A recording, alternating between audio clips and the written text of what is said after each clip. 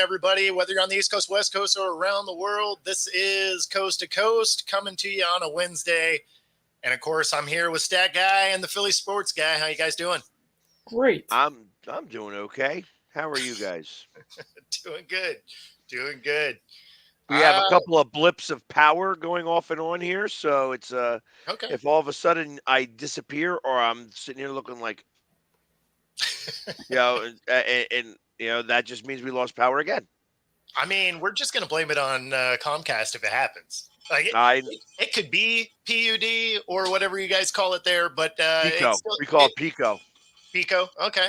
And but Comcast is what it is, because 99% of the time it's them, so that other 1% gets to be them too.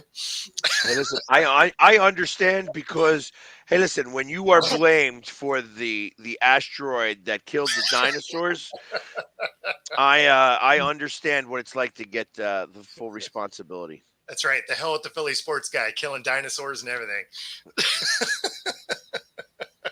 So, did I hear correctly? I read something, and I just want to make sure if I heard correctly. Amari Cooper is now a Bill. Yep. He is. And they got him for nothing. Yep, they got him for a 5th round pick and then I think a 7th round pick. But it's a 5th rounder next year and then a 7th rounder in 2026. That's awesome. And then they just straight up gave him away. I mean, the way I look at it in two ways. This is more so of the Bills wanting to match what the Jets did when getting Devontae Adams. And then basically the Bills just trying to make sure the Chiefs didn't get him. Well, and they need him. Yep. Like, let's not pretend like that team was stacked. Like they could use Cooper. And then on the other side of the spectrum, this is more of Cleveland's at the point where they want to do whatever they can to get rid of Deshaun Watson. And they're at this point going to be starting to just unload every single weapon he has to force the Browns owner's hand. Hey, how mad are you going to be, right? Like if you're Stefanski and they're just like, hey, you know what? We got a trade done. And you're like, cool. It's Deshaun, right? Like we're going to get better now. No. Your best receiver. Yeah, we got rid of him. Your best running back and Nick Chubb. We're having trade talks with him right now too, by the way. So just be ready for that. Yeah, and then there's rumors that Garrett might be out of there too. So then it's like, oh yeah, and that defense that's awesome that you have. Oh yeah, did we add some pieces? You know where Garrett's going to go? Do you know where Myles Garrett's going to wind up with? Philadelphia Lions? Eagles. Oh, I was going to say Lions. Hey. Yeah, I think that the Eagles are going to try to jump on Garrett to make sure that he doesn't go to the Lions. Or the Steelers can take him and pair him with TJ. Ooh. Well, I mean, they don't have any offense, so if you make the defense just the ultimate juggernaut, I guess that would be good. So as it sits right now, who is the highest touchdown scorer on the Browns? Wait for it. Their safety, Rodney McLeod. Yeah, doesn't he have like 2 or 3? He's got 2. Yikes. Yep. He's the only one with multiple touchdowns this year for the Browns. Wow, that is safety. Hey, isn't one a special teams touchdown too? Whatever. I think one's a pick 6, and the other one was a blocked field goal, run back for a touchdown, scored on Sunday. So then, it's a pick 6 on that. That is so terrible when you figure how good that roster is on paper. Is it? Like when you look at their roster, you're like, this is a postseason caliber team. I wouldn't necessarily say championship, but like you should be in the playoffs with the roster that they have, the defense they have. Mm-hmm. And then you throw Deshaun in there and you're like, oh yeah, we're going to win like 5 games. Not even at this point. Well, no, at some point, they got to get him out of there, right? I mean, do they though? Because it should be at that point already after he quit on his team. I mean, yes. And he's still there. They can't wait to find out if any of that stuff is going to hold water. Yep. They are doing everything they can. They are hoping and praying that the NFL finds something. This is the one time as a franchise that you're hoping your player gets in trouble. So the thing is the one that had the videos, those were settled and sealed, so you don't even get to see them. Well, So I mean, based on that, those won't fall in that category because they didn't become public knowledge. So those ones that were supposed to have damning video last week, they got settled and sealed, so no one gets to see the video. So yet again, the Browns coming up short. I can imagine they're like, hey, Deshaun, you feeling like a massage? Right? We will drive you there. Whatever it takes. We got a great spot in Florida. Robert Kraft uses it. Oh, man. And then the Vikings made a small trade yesterday, too. What's that? I said then the Vikings made a small trade yesterday, too. Nobody cares. Yeah, for Akers. Which, it doesn't surprise me at all because they never wanted him to leave in the first place. They gave him the opportunity to test the open market. And then he ended up getting a better offer from Houston, took the offer, but he comes back to Minnesota anyways. Oh, yay for him. Yeah. I don't think that matters at all. So with Devontae leaving, the Raiders seeming to want to tank this year, starting O'Connell, all that, where do you think Crosby goes? Because timing-wise, it would make sense for them to move on because he'll be 30 by the time that team is rebuilt in a way that it would matter. And they could get something for him because he's 27. So it seems like the Lions with Hutchinson going down would target a guy like a Crosby or it could be Eagle. I could see something like that, or Garrett, right? Because they got to fill that spot. I don't know that anybody on their roster is, going to be able to take over Hutchinson's spot since he broke his shin. But yeah, I'd love to say that Crosby's going to be an Eagle. I don't know that that's going to happen. I think that they're going to go after Myles Garrett more. Is he going to make it to another team? Like, I feel like that they are really. Yeah, and is there a rule that he can't be traded back to the Eagles? I wouldn't think so. You're talking Crosby? Yeah. I don't think there's any rule where you can't be traded back to a team that traded you. Yeah, I don't think there's any stipulation. I'm not talking Crosby. I'm talking Riddick.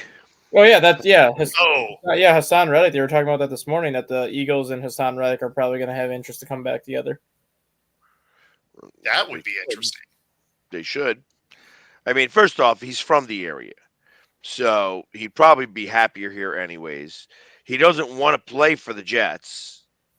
You know what I mean? So it's like, at what point do you have to say, okay, you bite the bullet and you do your thing, and well, I mean, like I get his frustration because he goes there with the assumption he was getting a new contract, right? I mean, it seems like the Jets dealt in bad faith there, which, does feel like a Jets thing. But at some point, he's going to want to get back on the field so that he stops getting fined, right? I mean, he's only losing like $1 million a game here. Only $1 million. No big deal. Find that in the couch. So, I don't know. I don't know that he comes back to the Eagles. I feel like that they parted with him. First off, what are you trading? What are you going to give back the 5th round pick? Yeah, I mean, truth of the matter is, I'll be like, hey, I'll give you a 7th. That's what I was thinking. Because he's holding out. He's not playing for you anyway. So, you don't have to give him any compensation. He just wants out.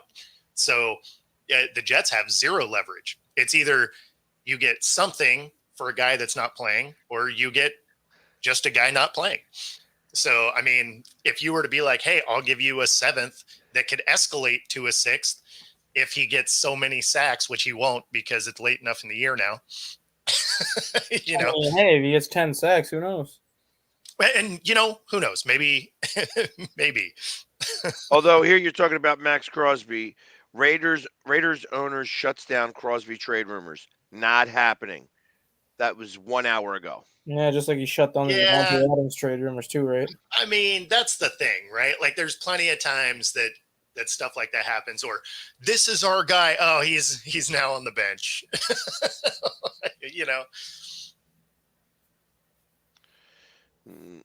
So there you go. It's yeah. What did they and what was the deal for Akers? What did they give up? 5th rounder. Yeah, nothing. And then they got it. So they gave up a 5th rounder for Cam Akers, and they got a 6th round pick back. So they actually got more in return than what Houston even got for him. Houston is exchanging Akers and a 2026 conditional 7th round selection for a 2026 conditional 6th round pick. Yep. So Minnesota technically got 2 for 1 basically on that. Nice. Yeah, now that Joe Mixon is back. Mixon is back. Dameon Pierce is back. That takes all the snaps that Akers was getting away. And with Aaron Jones still nursing that hip injury, Akers is kind of a similar back to Aaron Jones, so that at least gives Minnesota an insurance policy because he knows the system since he played in it last year, so it'd be easy to insert him in there for more touches. Yeah. Well, we'll see. And just to make everybody aware, the 2028 Super Bowl will be Atlanta. Yep. It's a Super Bowl 62. Yeah. If Max Crosby ends up being traded, the 3 most likely destinations for Crosby are San Francisco, Detroit, and Washington. Yeah, I could see Detroit making the biggest play for him, just because he seems like a Dan Campbell guy. Well, he does, but more than anything, they got to try and plug a spot that, you need an elite talent to plug. Yeah, but then he's got multiple years of control left too. Can you imagine him with Hutchinson? No, it'd be amazing. Christ. It'd be amazing. I like that Joe was like, oh, we should get him. And it's like, that's never going to happen. Embrace the suck. That's what the Cowboys have right now. Atlanta won't get any of those flashbacks because they won't be in it. That is for sure. So you think the Steelers make a play for D-Hop? Just to try and get somebody? I think they will, but I think Hopkins ends up in Kansas City. They need Why? They don't even need anybody else. They don't, but they do, because at some point Mahomes is not going to be able to do what he did last year with basically no receivers. At some point that is going to catch up to him eventually, where they are going to need another option outside of Kelsey.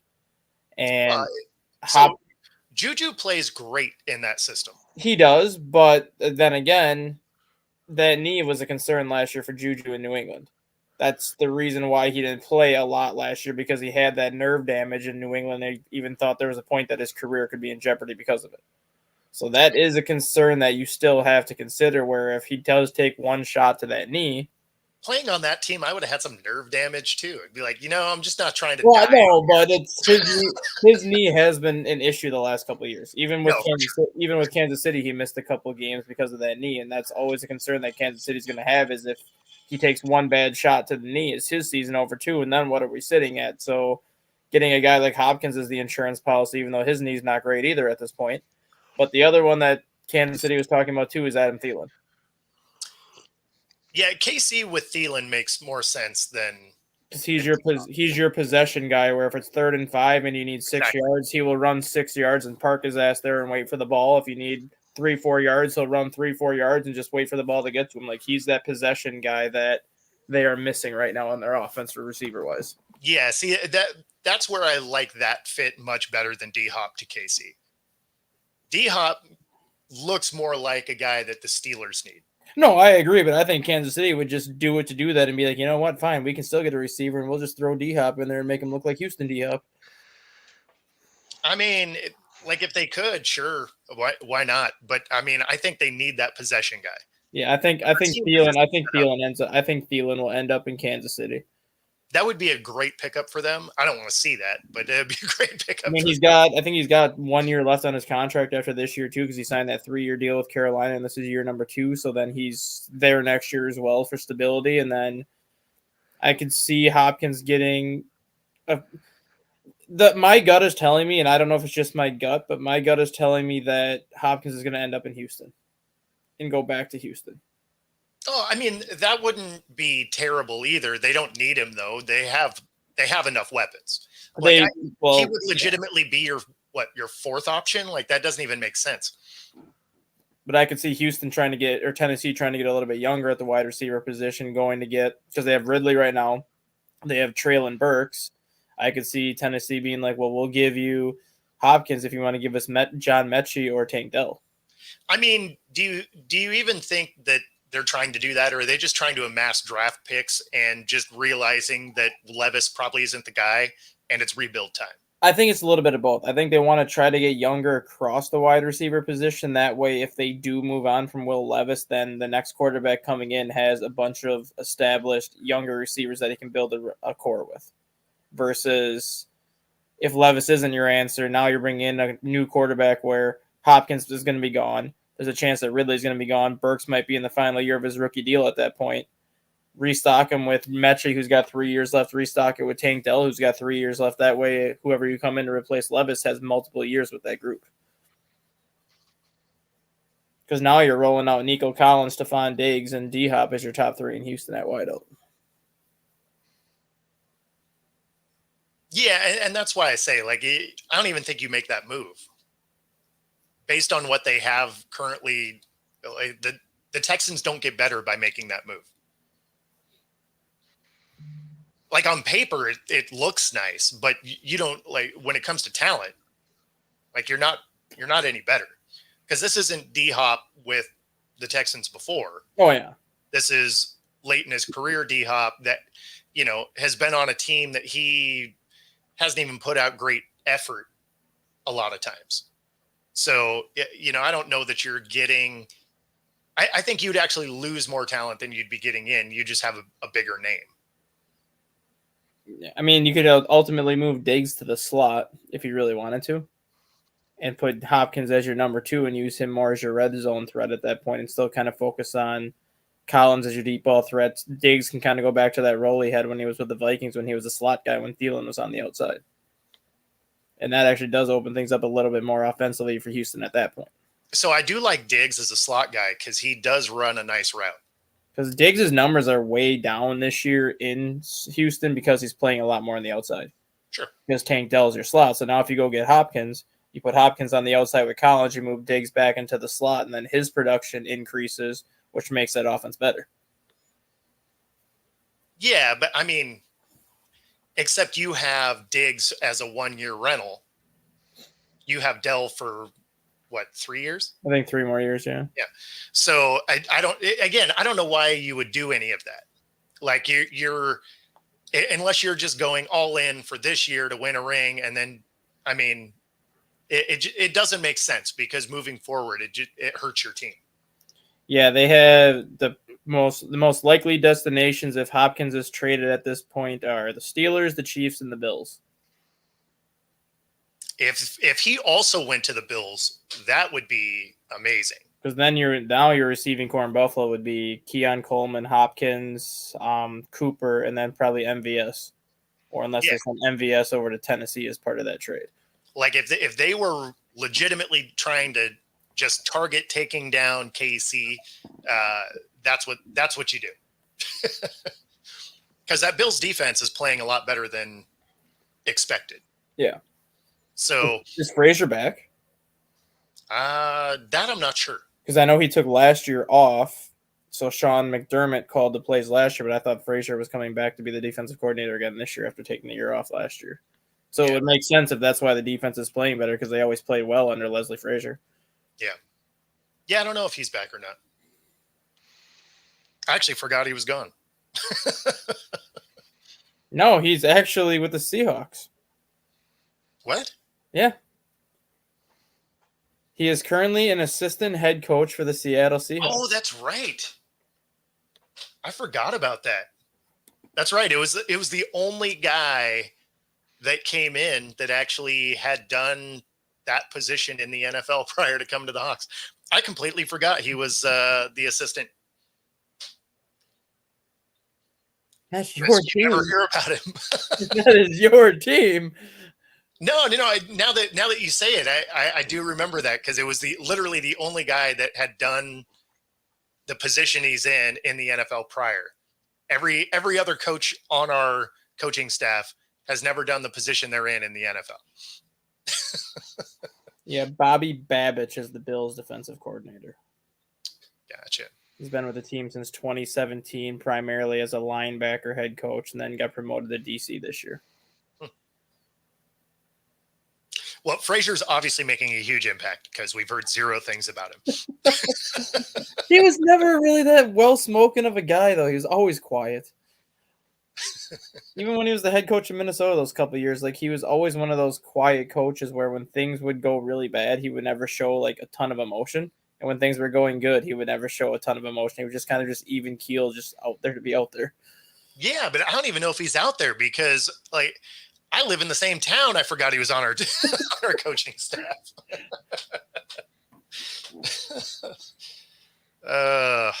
Man.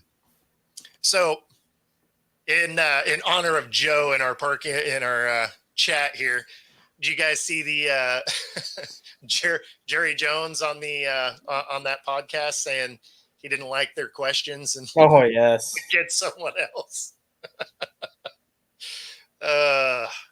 That was priceless. I don't know if that was a podcast or a radio show, but I think it was a radio show. I think it was a Dallas radio show or a Texas radio show. Yeah, no, it was hilarious. Basically just saying, how dare you I don't know, am I question frozen? Yeah, well, yeah, we can hear you, just not moving. Yeah. Okay. That's why I'm trying to keep a normal look on my face. Yeah, no, we can see you now. We can see you now. But yeah, no, it was hilarious because Comcast is doing great over here today. As the owner of the Cowboys, though, you knew at some point you were going to have to face questions like this, especially with how bad your team has looked the last 2-3 weeks, especially at home. You knew that these questions were coming, so when they come, you cannot get mad at the person asking you these questions. Oh, apparently you can't. Apparently he's going to get mad at anything that's asked him because he keeps getting asked if they're going to fire McCarthy, and he keeps giving us the same answer, but it's just like, well, you might as well try something different because whatever shit you're throwing at the wall right now, it ain't sticking. Yep. No, it's it was pretty priceless though. I mean, it was, you guys shouldn't ask me that, and then goes on to say, if you can figure it out, you and 10 guys just like you, then you guys are geniuses and you should be in this meeting. We're going to be in with the owners. It's like, well, man. I mean, if they could figure it out and they would be in that meeting with him, he wouldn't give him control anyways because he would still have all the complete control. There is that. Needs to boycott games. See, the problem here, Joe, is you guys burn your shit after every bad loss. So you guys sell more merch than anybody, like the most volatile group ever. So, I mean, maybe just don't break TVs and burn jerseys and you wouldn't contribute to all of these jersey sales.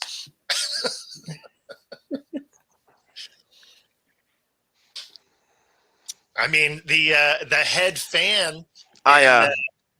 What's that? No, go ahead. Oh, I was going to say that. I think you guys finally came back. Oh, yeah. Funny. We could see you. I guess. So your sound was out, I guess. Yeah. Well, it's just it was like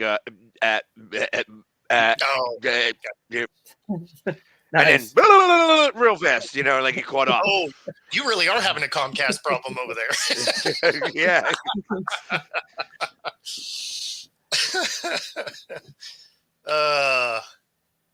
And, that's pretty close to the halfway point. So brought to you, Glitches brought to you in part by Comcast. Exactly. Comcast sucks. Comcast sucks. Just like Dallas, Comcast sucks.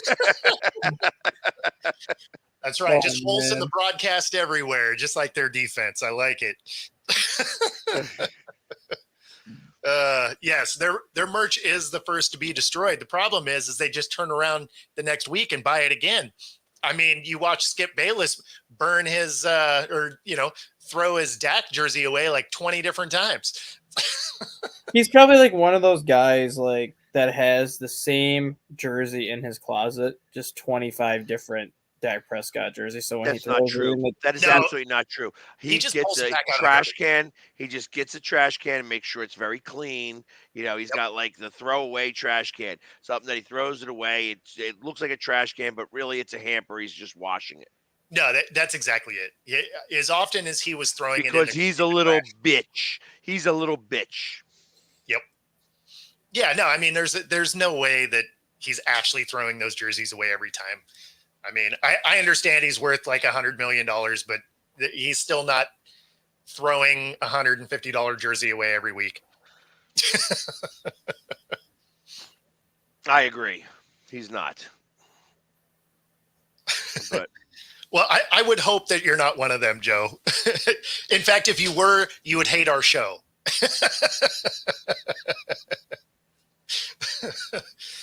And I think just about everybody is on board with that. and while we're speaking of bitches, here's an ad for True Fusion Gym. No, I'm Yeah, sorry. No, I think in that scenario we would start out with betting, because if you're bad at it, there's a 10% bet guarantee. And but if you use the QR code on the screen, up to your first 3 deposits, get 125% of those. You can bet right alongside us here at Coast to Coast. Hopefully, you are responsible in your betting, and of course, those percentages have restrictions attached. And then, of course, we do have to mention True Fusion Gym, which there we go. With this QR code on the screen, you get a free 5-day pass for Pilates Boot Camp, Yoga, Bar, any of 3 locations, Bellevue, Ballard, University Village. Find your edge at True Fusion Gym. I didn't realize that there was a little kid sitting there looking at the thing in there. All that time I've been looking at that picture, and I never noticed that there was a little kid in the True Fusion Gym. The mural there? Yeah, and I'm like, damn, that kid ain't working out at all. maybe he didn't know where to find True Fusion Gym. Yeah, What's that?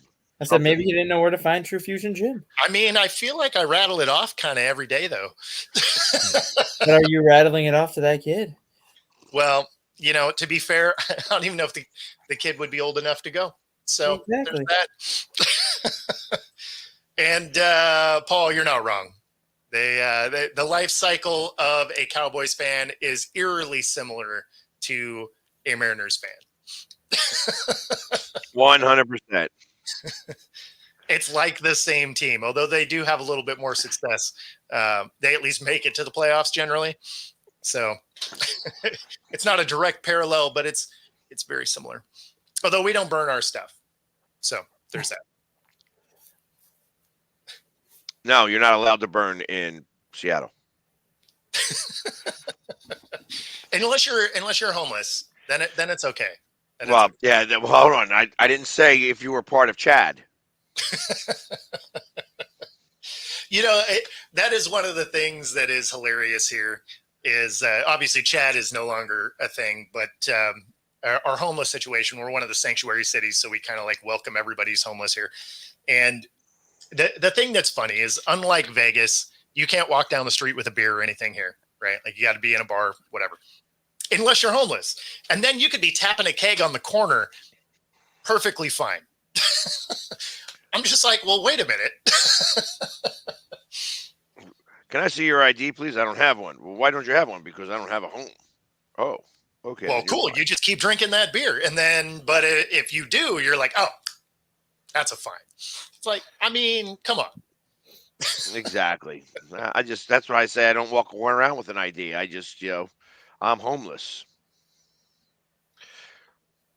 I mean, hey. I identify as homeless. Go ahead and make fun of that one. What's happening, Chad? And there we are. We have the country of Chad being represented there by Chad Trader. Man, that's an unfortunate. And out of all the things, what did Chad stand for? I don't even remember because it changed names partially through it also.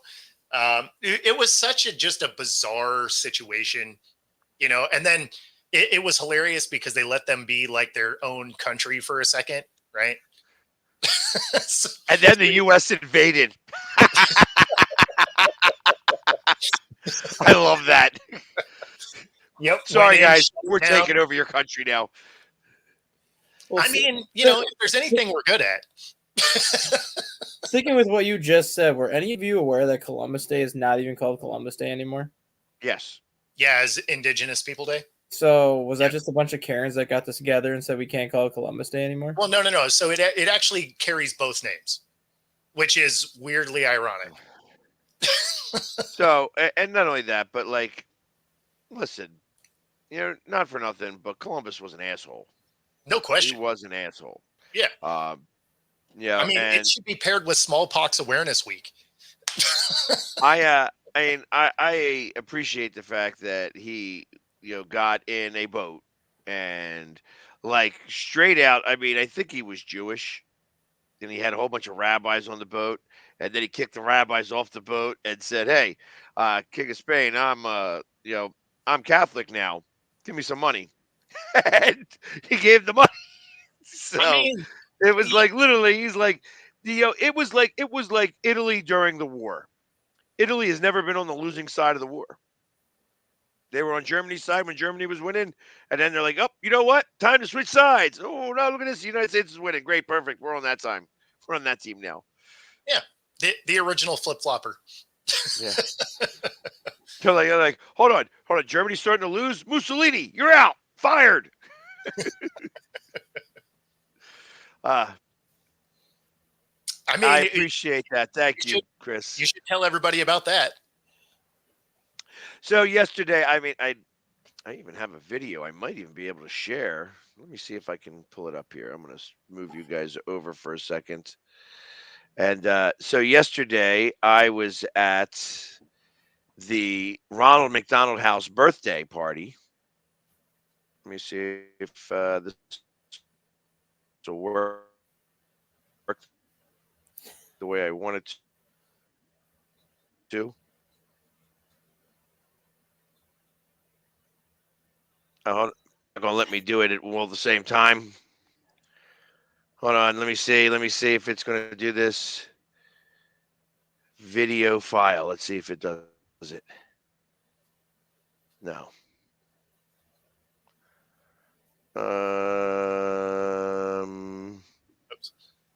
When we only call him Indians because he was literally trying to go to India. So not only was he kind of an asshole, he didn't even know where he ended up.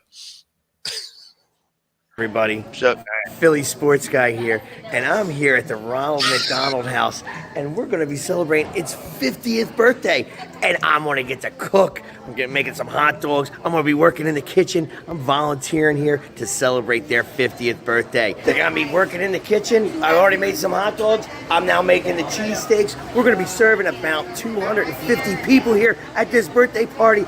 It's going to be amazing. We got all these guys working over here. All these volunteers came in today to help us out. We got Swoop on the line too. He's here to celebrate the 50th birthday of the Ronald McDonald House. That's what we're talking about. Everybody coming together in the community. EAGLES, Eagles! I got to have my fun with the birds. Guys got to sing happy birthday and everything. Now back to work. Back to work. We got to feed these people. Let's go. Go back! I like that it was sped up just enough that it sounded like you like sucked in some helium first. I was thinking the same thing.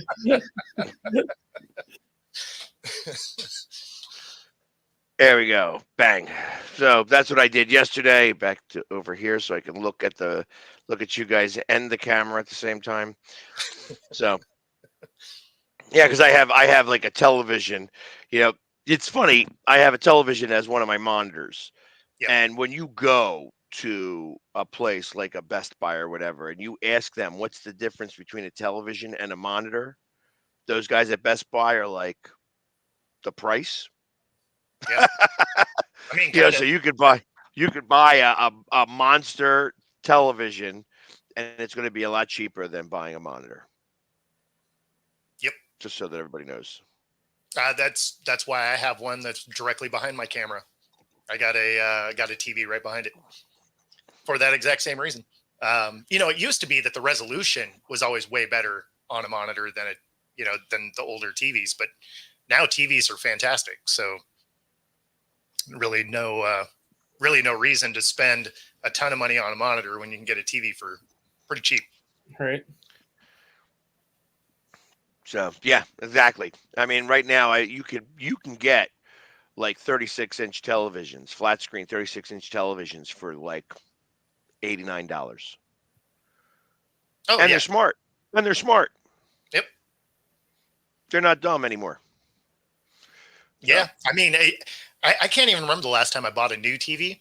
I just end up buying them off of like Facebook Marketplace. And, like the 65-inch I have up in my living room, nice QLED. And, I spent like $400 on it because the people that had it were like, oh, we just wanted the newer 75-inch version. I was like, okay, cool. Like, sweet. It was like, a year and a half old, something like that. And they're just like, oh, we just wanted it to be bigger. Awesome. That's what she said. Right. 10 inches, in fact. Woo! So how familiar are you guys with Cam Rising? What now? Cam Rising? You know the quarterback Cam Rising from Utah? No. So he's Not familiar. So he was one of the probably the number 4, number 5 rated quarterback like a few years ago before he started to get like injuries galore. Okay. And guess what? He's injured again this year. And he had just applied for a medical red shirt that is most likely going to get approved, and he will be back for an 8th year of college next year and a 7th year as a starter. Yeah, well, I mean, there was another guy that is in his 9th right now. Yeah, the guy at Miami, yeah. Yeah. So, I mean, like, it's not unprecedented. I mean, the guy at Miami is like nothing but a special teams player, though. Like, Cam Rising is probably making more money right now in endorsement deals than he would make in the NFL right now. So, he's just that's why I'm going back to college. Yeah, he's just going to play 8 years in college, making all of his endorsement money. I mean, it just makes me think of what Tommy Boy. What was it? I think it was Tommy Boy. Van Wilder. I was wondering if they were going to give me an NIL to be like the Penn State sports guy, and make millions of dollars to do that. Hey, listen, I'm available. Or Penn University, I'll go to Ivy League. You give me the money. I'll be definitely the PU sports guy. Hey, I take it away. So is he like a doctor now? Like, I mean, he's 7 years in, right? That's why it makes me think of Tommy Boy. Like lots of people go. No, he's already graduated. He's already gone through grad school. He's actually not doing anything. Yeah, don't you have to take classes though to be on the team? He literally takes like a Phi Ed class and something else just so he's enrolled in a class, but he's not taking like any core classes because he's already got technically an outside job. But he's just not working because he's making $500,000 a year in endorsements. I mean, like I get it. Ow, my leg, red shirt. Right? Let me keep this going. I mean, again, I'm not mad at it. Like, if you can hustle the system, I'm with it. What was the age of the oldest person to ever play in college football? Wasn't it like 32? Wasn't it like 31, 32? Much higher. Oh, really? Much higher. 45? Much higher than that. 60. Wow. How long ago? 56. So 56. what, And he it was a on the while ago. roster, or do you play? He was on the roster and he did play. Okay. All right. It was I think it was maybe like Vanderbilt or something like that. It wasn't a very good team, but I remember seeing that a while ago and being like, hey, this guy from, whatever team he was on, 56 years old and in college. I was like, damn. Well, there was a 61-year-old that played college football in 2011 as the place kicker. He was at a Division II school in Faulkner University in Alabama. That don't count. I want a real position.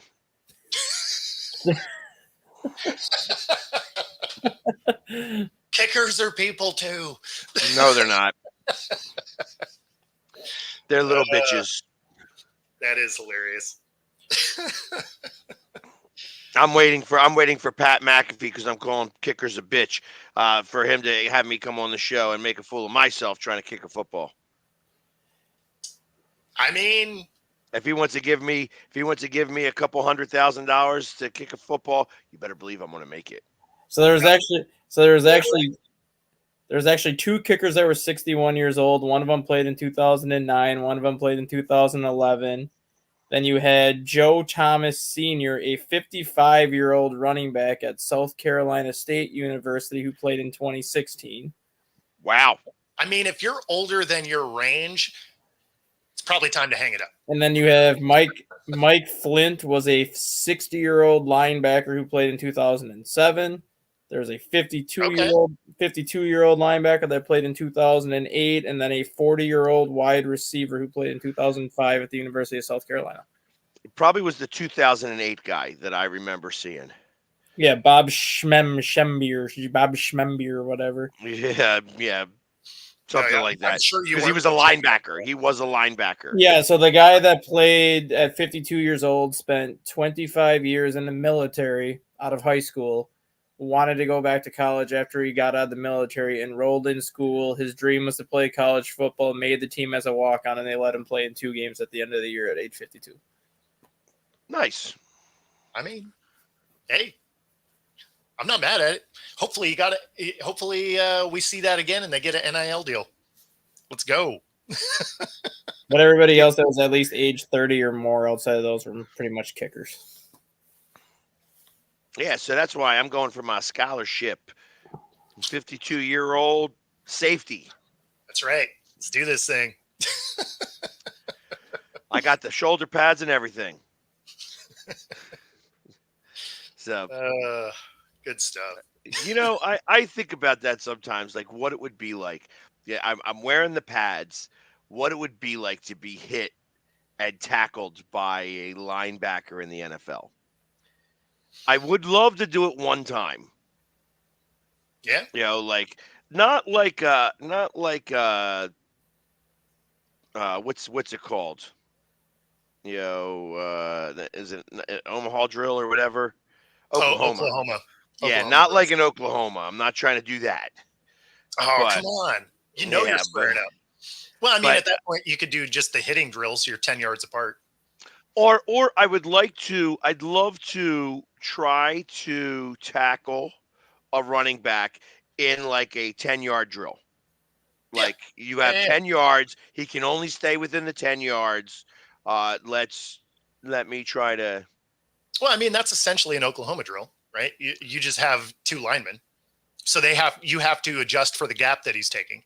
You're still within that 10-yard width. You have to tackle. I don't want no lineman. It's just going to be me and the guy with the ball. Yeah. So, I mean, just standard hitting drill then. Yeah. Yeah. Like, let me see if I could tackle you. I think I'd be pretty good at that part, like the tackling part. Yeah. I mean, getting hit, getting smashed, like when it would be my turn to run with the ball. Like that's. Yeah. You get lit up. There's no doubt. Oh, 100%. 100%. Yeah. But I might be able to make it one time. Like I just do the spin move.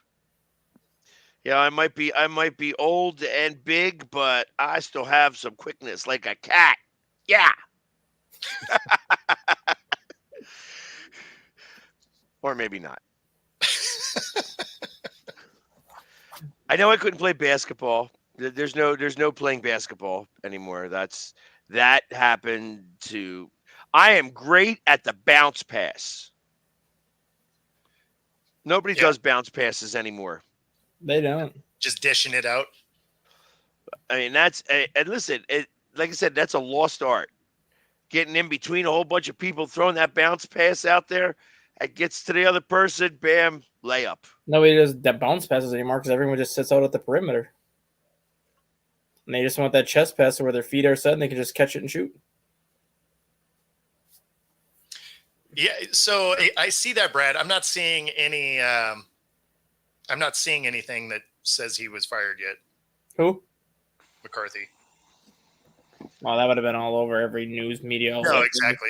That's what I mean. I haven't seen that pop across yet, but there's no way that wouldn't have hit. Same with the Bill Belichick thing. Like I feel like He's reading NFL memes. No, I'm for sure. sure, right? Like the sports memery or something. One of the troll accounts, because the McCarthy, if he gets fired, would be everywhere. So where do you think the Tampa Bay Rays are going to play next year? I told you Montreal. You think they're going to end up in Montreal? I think so. I think it makes the most sense. It does. I think that they would make money there. Yeah. And like it would be funny to call them the Montreal Rays. Well, could you see a scenario like when Montreal was at Puerto Rico that one year where half their games are played at Montreal and half their games are played somewhere else close to Tampa so the fans in Tampa can still watch? Well, didn't Steinbrenner say they could use Steinbrenner Field? He did, but you know how many people that holds? Like 4,000. Well, that's fine. Like that's all that go to the games anyway. Yeah, but I think I wouldn't be surprised if you got like 40 or 41 games at Montreal, and then you had like another 40 or 41 like in Nashville or Charlotte or somewhere where it's still close enough to the Tampa area where the Tampa fans could see it. But those are two more markets that are trying to get an expansion team. So why not see how they can use it as like a test to see how the market draws? No, I can see that. Because the Charlotte Knights have like a 21,000 seat AAA stadium, which is one of the bigger AAA stadiums. So all they would really have to do is add that third level to make it MLB standard. And then Nashville's AAA stadium holds like 13 or 14,000, which is basically what Tropicana Field draws anyway. So if they're drawing 12, 13,000 for a Tampa Bay Rays game, you know the market at least shows interest to support it. So, Joe, I disagree with this. I wouldn't rule it out, even if it's not his fault. You just watched Solid get fired, and the one thing he was in charge of was defense. It was good. So, like, if they want you gone, you'll be gone. But he has the added benefit that his contract ends this year anyway. Yes. So exactly. So then we got, let's see, the one from Brad that does make sense. Yeah, Yankees win that series and probably are going to sweep Cleveland. Actually, probably won't sweep them. The Cleveland will get one. Guardian. Cleveland will get one. Cleveland will get one. It'll be a gentleman's sweep. Yeah, Cleveland will get one in Cleveland. I am 50-50 on whether I believe that the Mets are strong enough to beat the Dodgers. I tell you, they need to win this game today. They do. I mean, there's not any other way about it. They have to win tonight or there's no chance. I think the Dodgers, if they win tonight, the Dodgers will finish it in 6. I mean, right, the best advantage the Mets have right now is that starting staff. Because right now the Dodgers do not have a starting staff. They don't. They have Yamamoto, and that is it. Jack Flaherty's had one good game, one bad game. You had an opener pitch game 2 of the NLCS, and they just got lit up. Tonight you have Walker Buehler pitching, and Walker Buehler has been absolutely terrible in the postseason this year, and he's been absolutely terrible during the regular season. So right now the Dodgers really have 2 options at starter. It's Jack Flaherty and Yamamoto, and if you can't get to them a second time, chances are you're not winning the series. So even if the Mets lose tonight, they still have a shot because the Dodgers don't have any pitching. Yeah. And when I think everybody outside of Dodger fans want to see them lose. There's actually some Dodger fans that want the Dodgers to lose because they want Dave Roberts fired. Because how many times that Dave Roberts has gotten this deep in the playoffs, how many times he's had a chance to go to the World Series and they only have that one World Series championship during the COVID-shortened season. There's a lot of Dodger fans that actually want this team to lose so Dave Roberts gets fired. Do you think he actually gets fired in that scenario? I do. Yeah? With the team that he's had this year and the talent that he's had this year, if you do not even get to the World Series this year, let alone win it, it's a colossal failure. It's an epic and colossal failure when you have a $1 billion roster and you can't even get to the World Series. I mean, that's why everybody wants him to lose. No, well, yeah, everybody wants them to lose because the Dodgers are always like in this position every single year. They're right around the NLCS. They're right around the World Series every single year since about 2015.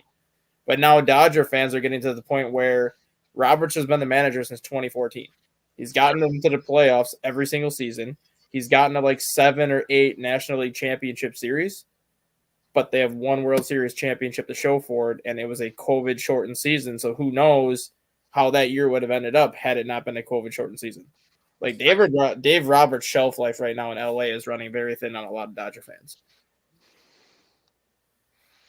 Yeah, but who are you going to get instead? You'd be able to get anybody. You'd be able to get anybody to take that job.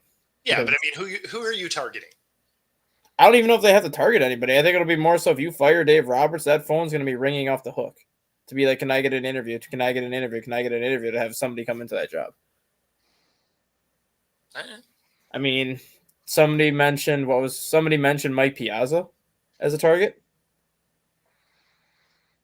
And Mike that Piazza would be interesting. I think he would be a good fit in Los Angeles because I could see him being kind of that no nonsense type of manager where if things aren't going right, he's not going to be afraid to let the team know that it's not going right. Yeah, no, that'd be interesting. I could get into that. Well, although at the same time, because I have friends that are Dodger fans, the Mariners did fire Service. They could have him. I wouldn't mind them losing a bunch more. I mean, Service could go there and be the bench coach. The worst thing is even Service could probably win us a World Series down there. Well, that's what I'm saying. Though, like even if Roberts gets fired, like the Dodgers don't even really have to target anybody at this point. It's a matter of if anyone is showing any interest in managing again or managing for the first time, they'll get a call from the Dodgers, and a rookie manager can make the playoffs with this roster. Like, even if you're a rookie manager making endless mistakes, this roster is good enough to mask your mistakes and get you into the playoffs. So that's why, like, this job is going to be so highly coveted if it opens up that they're going to have so many candidates to try to weed through to figure out which ones they want to interview.